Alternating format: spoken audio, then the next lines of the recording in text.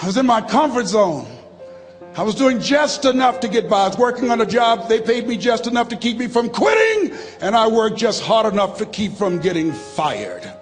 How many know people like that? Blink your eyes if you understand what I'm talking about. I was parked. I knew I could do more. But when my mama died, it took something out of me. When I went through a divorce, it took something out of me. When my best friend died, it took something out of me. I parked. And somebody said that life is like an onion. You have to peel it one layer at a time. And sometimes you cry. Life's going to happen to you when you have a dream. You're going to get slapped around. And don't take it personal. Don't ask, why did this have to happen to me? Why not you? Who would you suggest? You want to give us some names, some email addresses? And don't tell everybody. 80% don't care and 20% glad it's you. It's called life. Suck it up and move on. Get over it.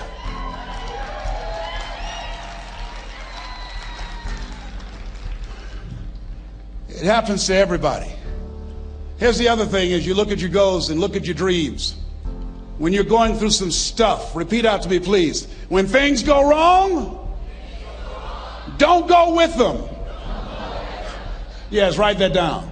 When things go wrong, don't go with them. When you're working on a business deal, you're counting on some money. Someone said you will get the loan and it falls through. You have an event and the people that you thought would be there and support you, they don't come through. Or someone turns against you, or you get ripped off. It's going to happen to you.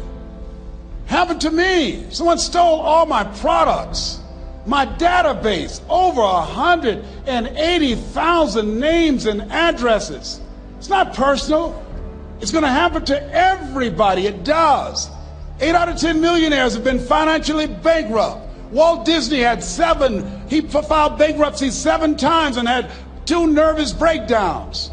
It's called life. But I got a saying: when life knocks you down, try and land on your back, because if you can look up, you can get up. You've got the power in you to do that. You've got something special. You've got comeback power. Here's the other thing. Let us say together, it's possible. It's necessary. It's me. Yes, write that down. It's me. Take ownership for your life. Nobody can live your dream for you but you. Nobody's going to take care of your business like you. Stop coming up with excuses. Don't give yourself permission to continue to live a small life. You can't fit a big dream into a small life. Give yourself permission to go for it, to test yourself, to challenge yourself, to live full. I like the saying, always strive to get on top in life, because it's the bottom that's overcrowded.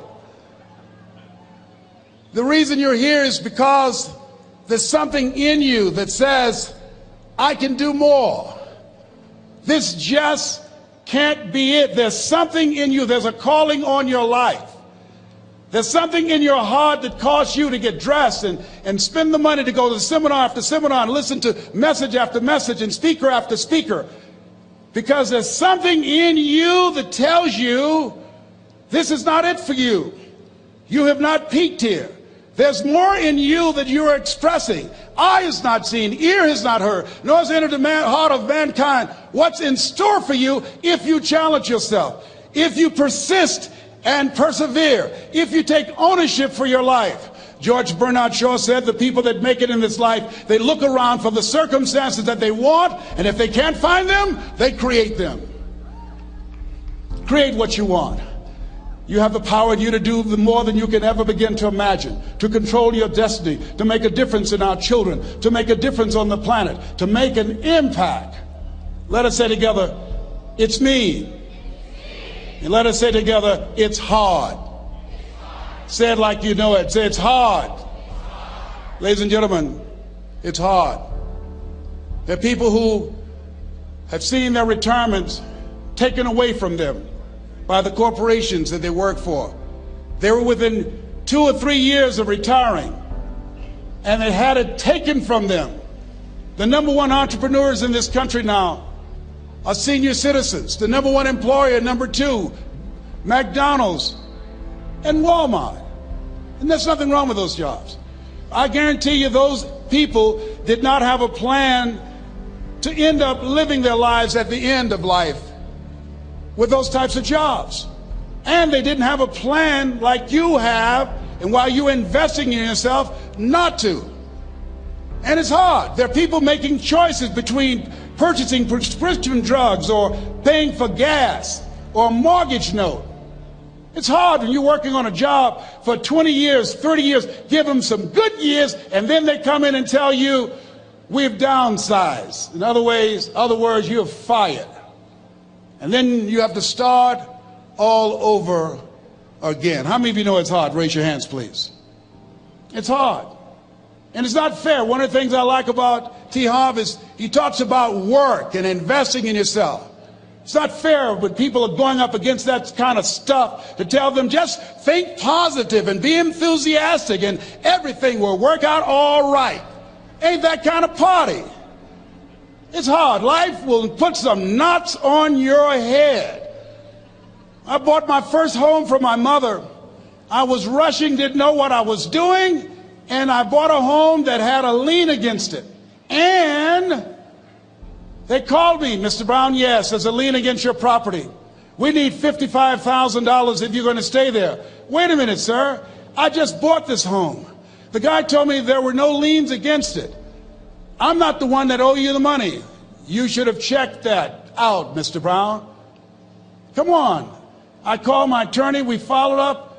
Yes, Les, there's a lien against the property. But he told me there were no liens. He lied, obviously. Oh, my God. He told me he wanted to help me because he admired the fact that I was buying this home for my mother and that he was adopted, and he identified with me. Les, he suckered you. He played you, man. So what? Well, would they take payment arrangements? What about $5,000 a month? They want all the money, Les. They want all the money, or you're going to have to get out. The house is going up for sheriff's sale.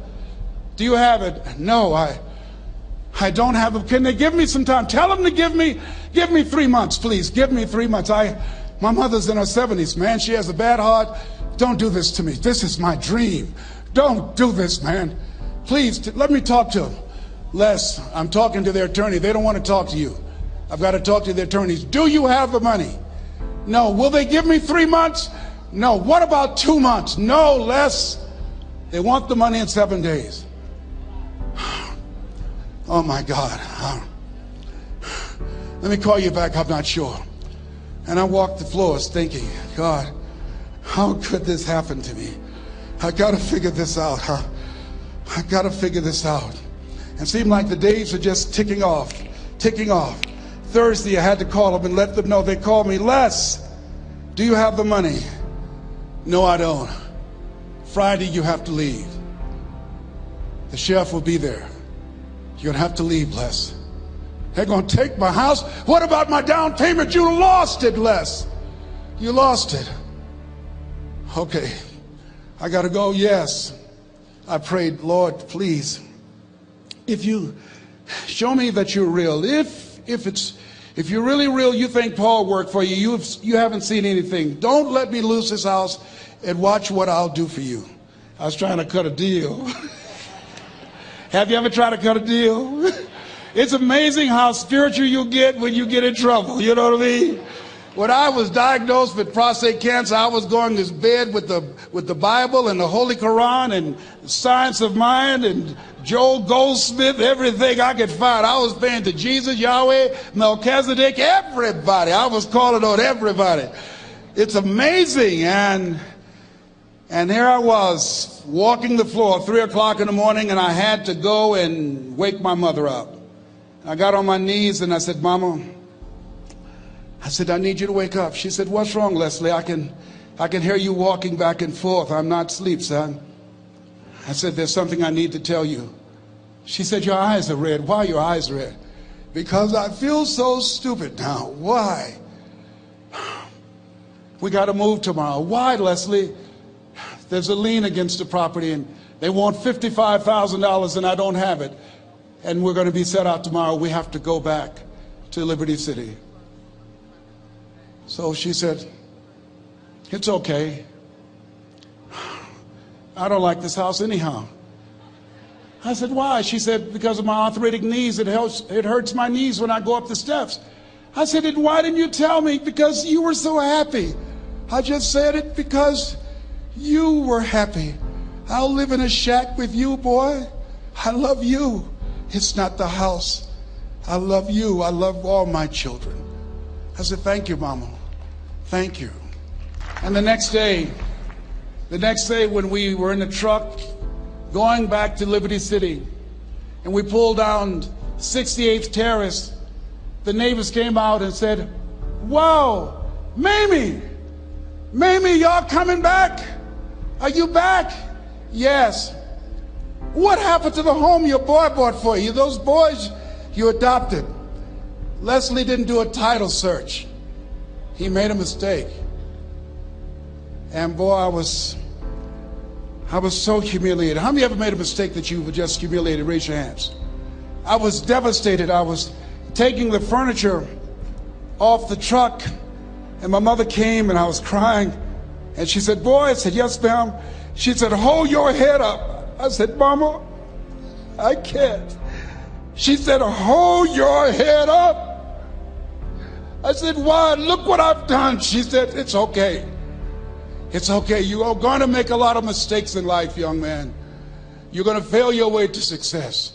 You have nothing to be ashamed of. Keep your head up and take that furniture back in the house. I said, yes, ma'am. And I learned something from that. If you ever go through something, hold your head up. If you ever make a mistake, hold your head up.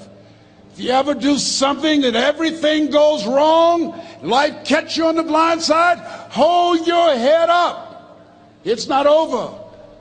Goethe said, that which does not kill you will make you stronger. Hold your head up. Shake someone's hand on your right and left and say, hold your head up.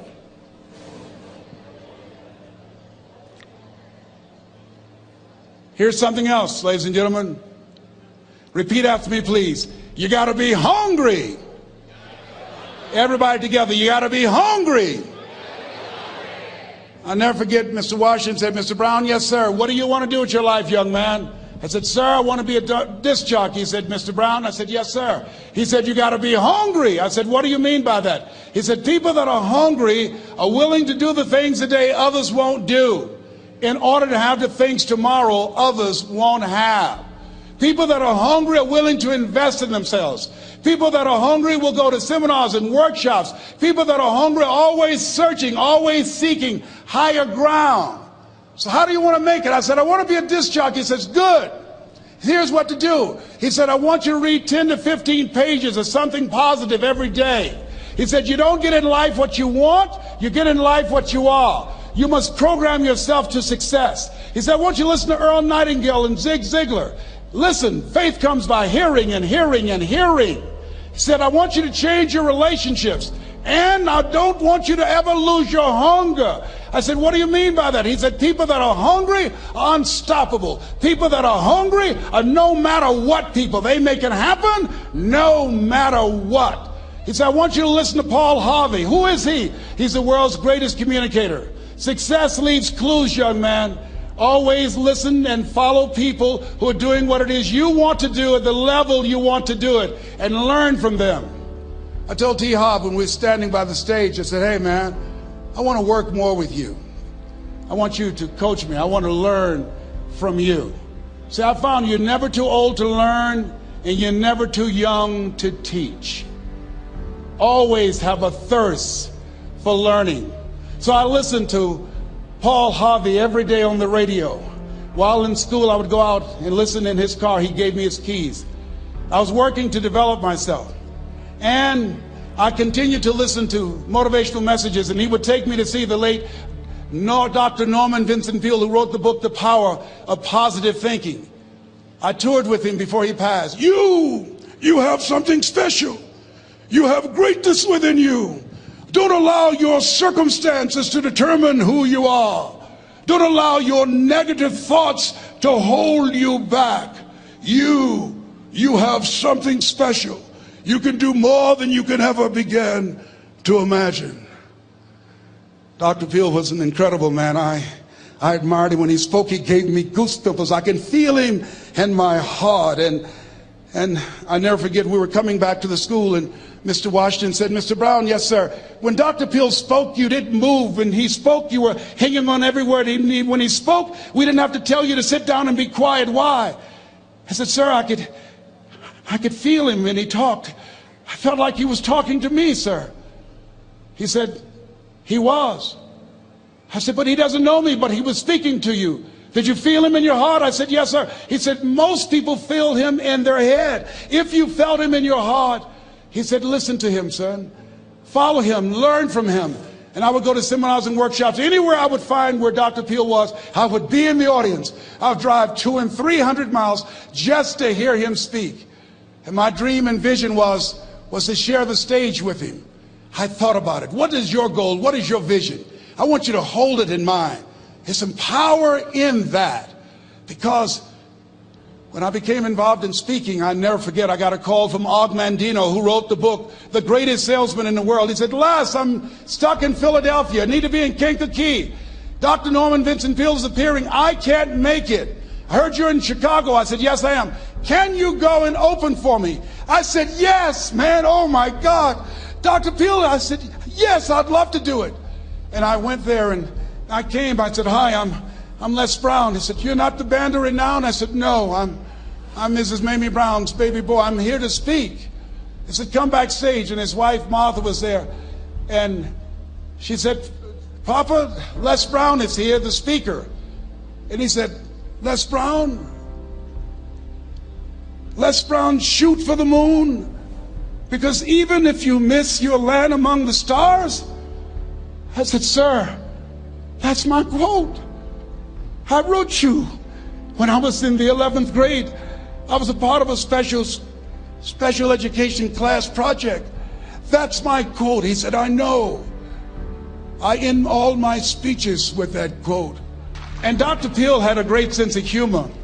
A young man was backstage, and I had so many questions to ask him, and my mind froze up, and the young guy said, Dr. Peel, how old are you?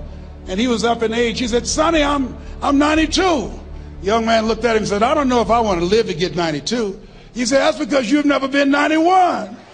So I did the things that Mr. Washington suggested. I listened to motivational tapes on a regular basis. I would go to seminars and workshops whenever Zig Ziglar and Dr. Dennis Waitley and Jim Rohn would come to town. And I said, sir, what do you want me to do now? He said, Mr. Brown, I've given you everything that I can give you. He said, develop your mind, put your money where your mouth is, continue to learn how to be an effective communicator, because once you open your mouth, you tell the world who you are. And always surround yourself with OQP, only quality people. So I went to apply for a job on Miami Beach. WMBM radio station. Milton Butterball Smith was the program director. Hello, Mr. Butterball. How are you, sir? My name is Les Brown, sir. I'd like to be a disc jockey. He said, young man, you have any journalism in your background? I said, oh, no, sir, I don't. You have any experience in broadcasting? I said, no, sir, but I practice all the time, sir. Let me audition for you, sir. Let me show you how good I am. All I need is a shot, sir. He says, no, we don't have any job for you. How many ever been rejected? Raise your hands, please. I was devastated. I went back and I told Mr. Washington, I said, Mr. Washington, they said no. He said, don't take it personally. Most people are so negative, they have to say no 7 times before they say yes. He said, you got to be hungry. Know your vitamin. Go back again. I said, yes, sir. Hello, Mr. Butterball. How are you, sir? My name is Les Brown, sir. I like to be a disc jockey. Young man, weren't you here yesterday? Yes, sir, I was. Didn't I tell you no yesterday? Yes, sir, you did. Then why are you back today? Well, sir, I didn't know whether or not somebody was laid off or somebody was fired, sir. Nobody was laid off or fired. Now, get on out of here. I came back the next day. Hello, Mr. Butterball. How are you, sir? My name is Les Brown, sir. I like to be a disc jockey. I know what your name is. Weren't you here the last 2 days? Yes, sir, I was. Didn't I tell you no the last 2 days? Yes, sir, you did. Why are you back? Oh, sir, I didn't know whether or not someone got sick or someone died, sir. No one got sick or died. No one was laid off a fire. Now don't you come back here again. I came back the next day talking loud, looking happy like I was seeing him for the first time. I said, hello, Mr. Butterball, how are you? He looked at me with rage. He says, go get me some coffee. I said, yes, sir. My favorite book says the greatest among you will be your servant. How many of you are serious about your goals and dreams? Raise your hands. Very good. Write this down. Provide more service than you get paid for. Provide more service than you get paid for. I go to a lot of seminars and workshops. And one of the things I know about T. Harv Eckert, when I was sitting in the class with Robert Ruppel and all of the other presenters, they hold themselves to high standards and they provide more information than anybody else in the industry, bar none. They hold nothing back because their commitment is for your success. And when you hold yourself to high standards, write this down, impact drives income. That's why you're here. Because the training, the seminars, been making a difference in your life. If they did not have impact, 200 or 300 people would be here, if that amount. Impact drives income. So I became the errand boy for the disc jockeys.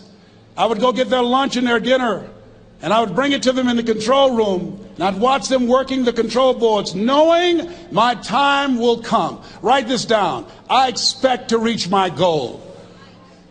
Yes, you want to operate with a spirit of expectation. I expect to reach my goal. So I started preparing for the next position. Never forget one quote that I heard. As you look at your life, you look at your goals and dreams. It's better to be prepared for an opportunity and not have one than to have an opportunity and not be prepared. If you expect to reach your goal, prepare yourself now.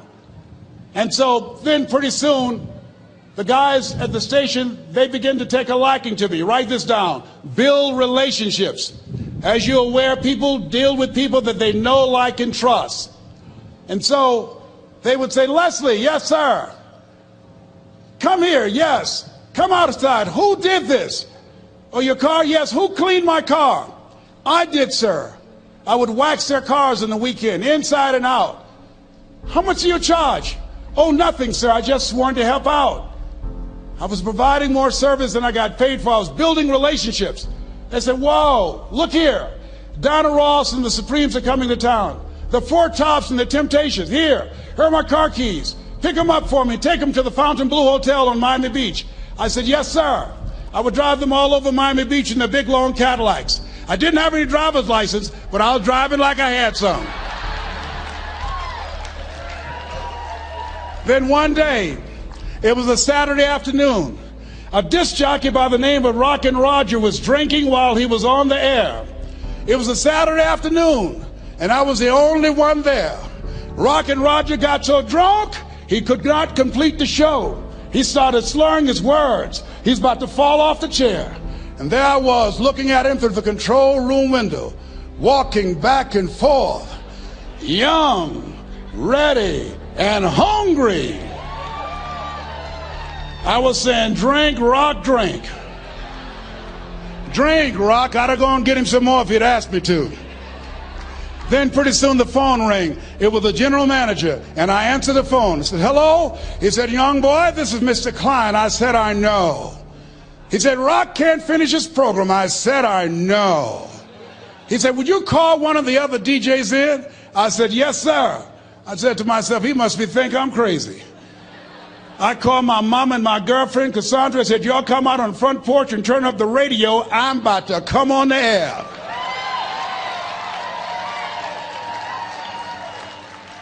I waited for about 20 minutes, and I called him back. I said, Mr. Klein, I can't find nobody. He said, young boy, you know how to work the controls? I said, yes, sir. He said, go in there and segue the records, but don't say nothing here. I said, yes, sir. I couldn't wait to get old Rock out of the way. I put on a fast record. I said, look out, this is me, LB Triple P. Les Brown, your platter playing papa. There were none before me and there will be none after me. Therefore, that makes me the one and only. Young and single and love to mingle, certified, bona fide, indubitably qualified to bring you satisfaction and a whole lot of action. Look out, baby, I'm your love man. I was hungry. I was hungry. Get old man a round of applause. I was hungry. I was hungry. You got to be hungry.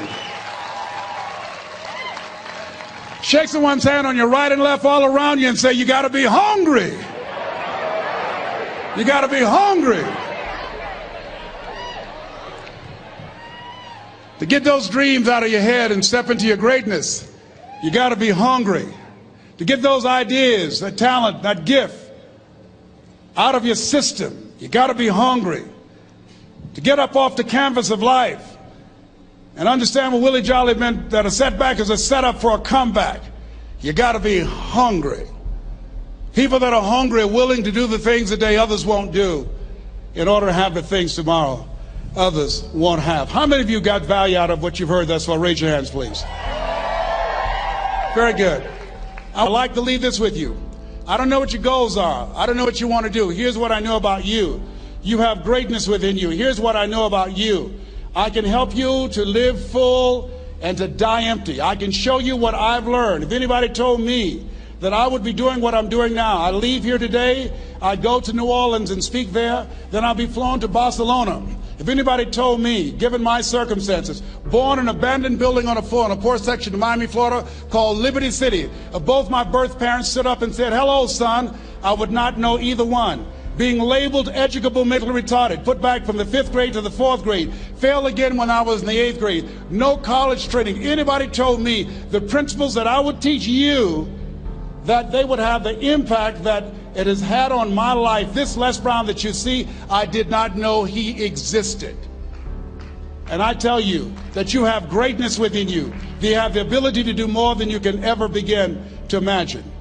Come into the room with me, and I guarantee you your life will never be the same again. I like to leave this with you. I don't know what your goals are. Mine is to find a cure to autism. Mine is to find a cure to breast cancer and to prostate cancer. Mine is to work with our youth and to reduce the recidivism rate in our prisons and help young people learn how to become an asset to our society rather than a liability. Mine is to train speakers to become great communicators, to speak from their heart, not their heads, and teach them how to impact and create a new conversation so people can see the possibilities of life and overcome the possibility blindness that held me hostage for 14 years. I don't know what your goals are, but here's what I know about you, and I don't know you. You've got greatness within you. And I like to leave this with you, something my mother used to love to hear me say. Leslie, yes ma'am, mama, say that thing for me, boy, that makes me feel good. I dedicate this to you, to the greatness in you, and to the dream that you showed up on the planet to produce. And it's simply this: if you want a thing bad enough to go out and fight for it, to work day and night for it, to give up your time, your peace, and your sleep for it. If all that you dream and scheme is about it, and life seems useless and worthless without it, and if you gladly sweat for it and fret for it and plan for it, and lose all your terror of the opposition for it, and if you simply go after that thing that you want with all of your capacity, strength and sagacity, faith, hope, and confidence, and stern pertinacity,